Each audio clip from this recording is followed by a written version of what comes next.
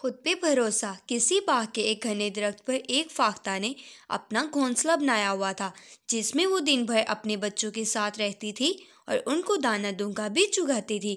وہ بہت خوش تھی کیونکہ اب ان بچوں کے بالوں پر بھی نکلنے لگے تھے۔ ایک روز فاختہ کو اس کے بچوں نے بڑی پریشانی کے عالم میں یہ بتایا، ماں، ایسا لگ رہا ہے کہ ہمارا گھونسلہ برباد ہونے والا ہے۔ آج اس باغ کا مالک اپنے بیٹے کے ساتھ یہاں آیا تھا اور اس سے کہہ رہا تھا کہ اب پھل توڑنے کا زمانہ آ گیا ہے۔ کل میں اپنے دوستوں کو ساتھ لاؤں گا اور ان کی مدد سے اس درخت کے پھل توڑوں گا۔ میرے بازو میں تکلیف ہے، اس لیے یہ کام تنہا نہیں کر سکتا۔ مجھے اپنے دوستوں کی مدد کی ضرورت ہوگی۔ یہ سن کر فاختہ نے بچوں کو تسلی دیتے ہوئے کہا، فکر مت کرو، وہ کل اپنے دوست کے ساتھ نہ یہاں آئے گا اور نہ ہی پھل توڑے گا۔ اور پھر واقعی ایسا ہی ہوا۔ باغ کا مالک نہ خود آیا اور نہ اس کا دوست وہاں پہنچا۔ اسی طرح کئی روز گزر گئے تو ایک روز وہ پھر باغ میں آیا۔ اس وقت بھی فاختہ اپنے بچوں کے پاس نہیں تھی۔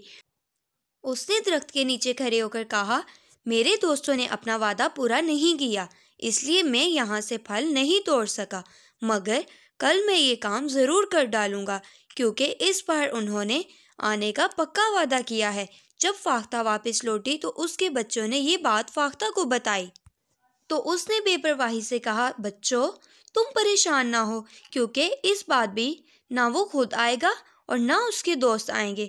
غرض اسی طرح یہ دن بھی گزر گیا اور فاختہ کے کہنے کے مطابق نہ باغ کا مالک وہاں آیا اور نہ ہی اس کا کوئی دوست۔ فاختہ کے بچے اب کچھ زیادہ ہی مطمئن ہو گئے تھے۔ چند روز بعد باغ کا مالک اپنے بیٹوں کے ساتھ وہاں پہنچا اور درخت کے نیچے کھڑے ہو کر، بال، میرے دوست صرف نام کے دوست ہیں، انہیں مجھ سے کوئی ہمدردی نہیں، ابھی تک کئی بار وعدے کر کے ٹال گئے، لیکن اب مجھے ان کی مدد کی ضرورت نہیں ہے۔ میں خود ہی کل تم سب کے ساتھ مل کر اس درخت کے پھل توڑوں گا۔ ویسے بھی مجھے دوسروں پر بھروسہ کرنے کے بجائے اپنے آپ پر بھروسہ کرنا چاہیے، اسی میں بہتری ہے۔ جب فاختہ نے یہ بات سنی تو وہ پریشانی کے عالم میں بولی، بچوں، اب ہمیں فوری طور پر یہاں سے جانا ہوگا۔